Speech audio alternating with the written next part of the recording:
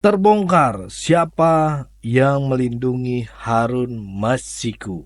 Ini Harun Masiku, buronan KPK sejak 17 Januari 2020. Kabar terbaru, Harun dikabarkan berada di Kamboja dan sudah berganti kewarganegaraan. Tapi, sampai sekarang Polri belum terima informasi dari Interpol Kamboja terkait Harun. Sebelum kabar ini, Harun juga pernah dikabarkan jadi marbot masjid di Malaysia, bahkan ada dugaan dia dibunuh tapi belum ada konfirmasi kebenarannya. Tahun 2009, Harun Masiku jadi tim sukses SBY. Tahun 2014, Harun Masiku nyalek dari Partai Demokrat. Tahun 2019, dia pindah ke PDIP dan nyalek lagi, tapi nggak lolos. Walaupun nggak lolos, tapi dia diusulin PDIP untuk jadi pengganti Nazarudin Kimas, caleg PDIP yang meninggal sebelum pencoblosan tapi lolos ke parlemen. Sebelumnya, kewenangan untuk pilih pengganti caleg yang meninggal itu ada di KPU, tapi PDIP gugat aturan itu ke MA supaya kewenangannya ada di partai. Dan gugatannya dikabulin, jadinya PDIP bisa pilih Harun sebagai caleg pengganti. Tapi tahun 2020, Harun jadi tersangka KPK dalam kasus suap komisioner KPU Wahyu Setiawan. Harun diduga kasih uang senilai 600 juta rupiah sebagai ongkos untuk memproses Harun jadi pengganti caleg Nazarudin Kimas yang meninggal dunia.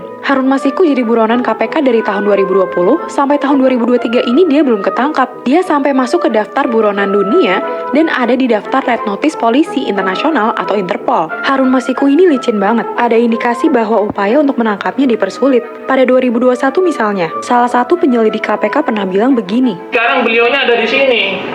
Udah masuk ke Indonesia. Tapi saya sudah keburu keluar SK 652. Sudah menyerahkan pas. Jadi kalau SK-nya dicabut bisa langsung ditangkap ya? Saya tangkap. Kalau kata Indonesia Corruption Watch, KPK nggak akan tangkap Harun menjelang tahun politik karena bakal ada elit partai politik besar yang terseret kasus ini. Waduh, bener nggak ya? Udah 3 tahun Harun Masiku kabur jadi buronan. Kira-kira Harun kabur kemana ya? Apa jangan-jangan dia jadi kayak Dora?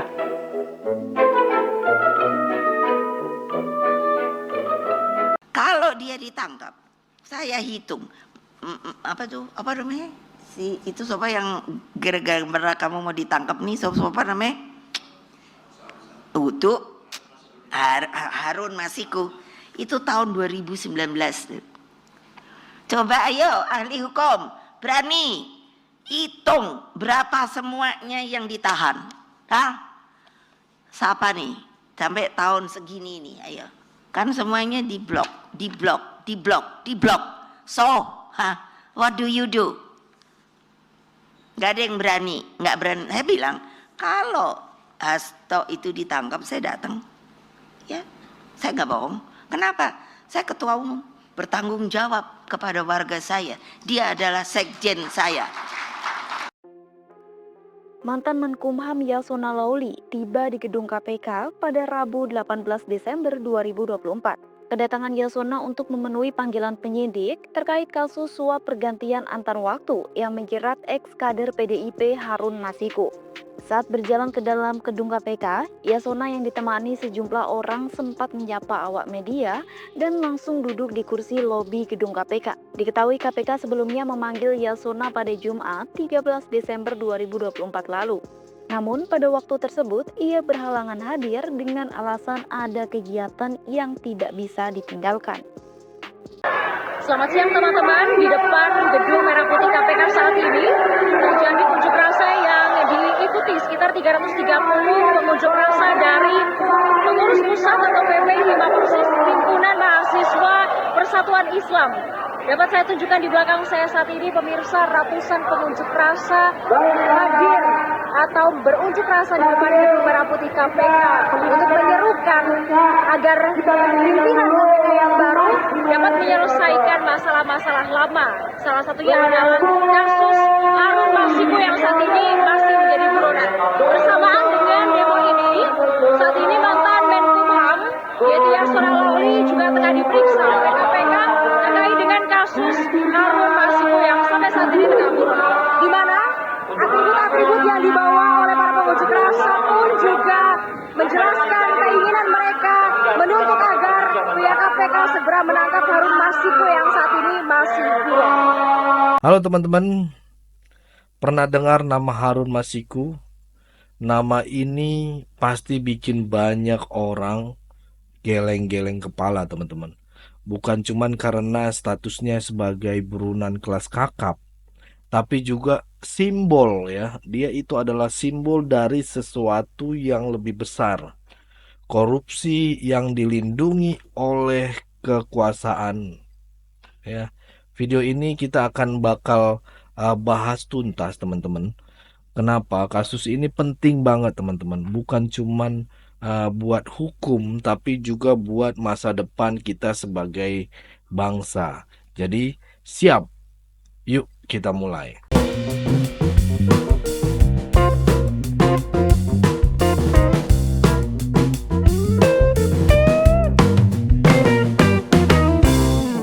Harun Masiku, si buronan legendaris. Saya bisa katakan begitu teman-teman karena sudah dicari bertahun-tahun tidak ketemu. Dan akhirnya sampai dibikin sama Bang Ara Sirait untuk siapa yang bisa mendapatkan beliau dikasih 8 miliar. Bayangin, seorang politikus level bawah bisa bikin sistem hukum kita kacau balau, yaitu Masiku ini. Harun Masiku ini bukan buronan biasa berarti teman-teman. Dia adalah simbol betapa kuatnya jaringan korupsi di negeri ini. Sejak awal kasus munculnya, semua yang terlibat seakan berlindung di balik alasan yang nggak masuk akal ini. Mulai dari masalah data imigrasi, sampai pencopotan pejabat tinggi, semuanya menunjukkan betapa sistem ini bisa dibengkokkan gitu ya teman-teman, untuk melindungi yang salah gitu ya.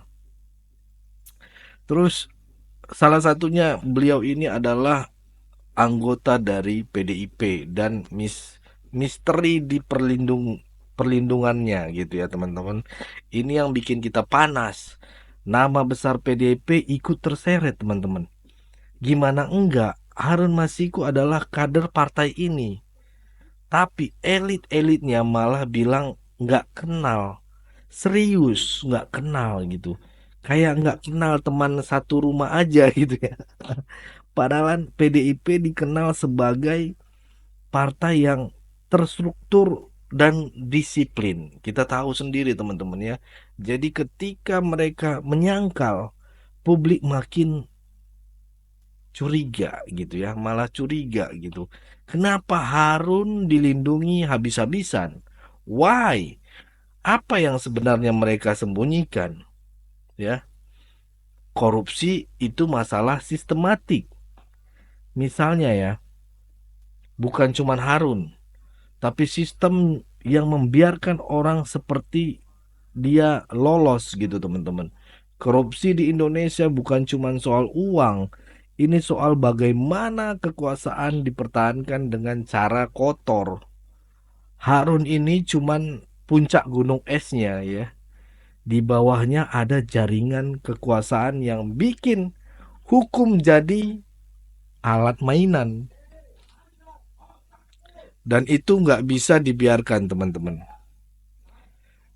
Era baru, harapan baru. Sekarang semuanya mata tertuju ke Presiden Prabowo Subianto. Banyak yang berharap di era kepemimpinannya harus kasus Harun ini bisa jadi awal dari pembongkaran sistem korupsi yang sudah membusuk ini. Tapi pertanyaannya, beranikah Prabowo menyentuh lingkaran kekuasaan termasuk PDIP?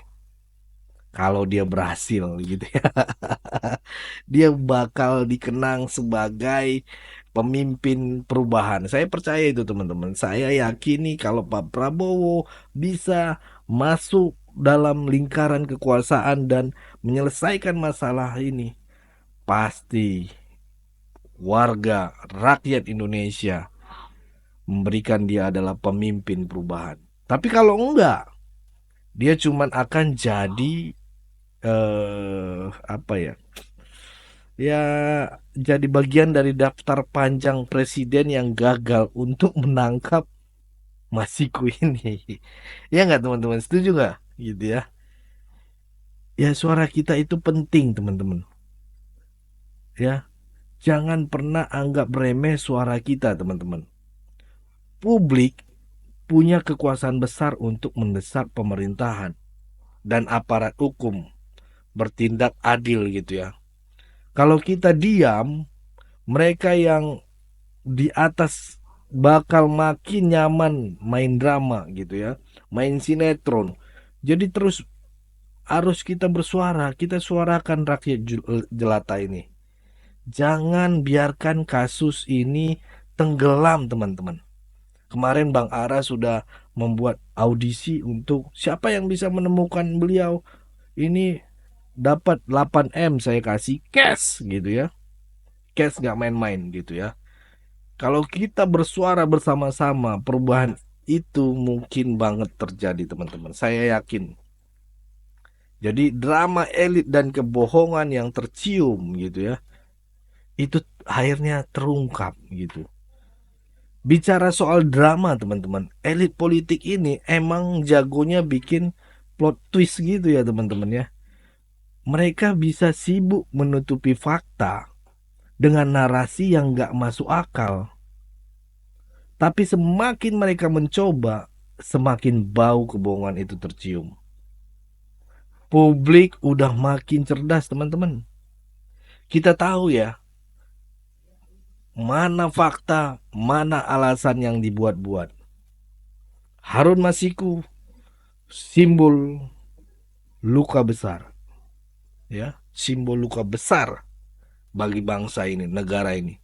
Harun ini lebih dari sekedar buronan. Dia adalah potret kecil dari luka besar bangsa ini, teman-teman.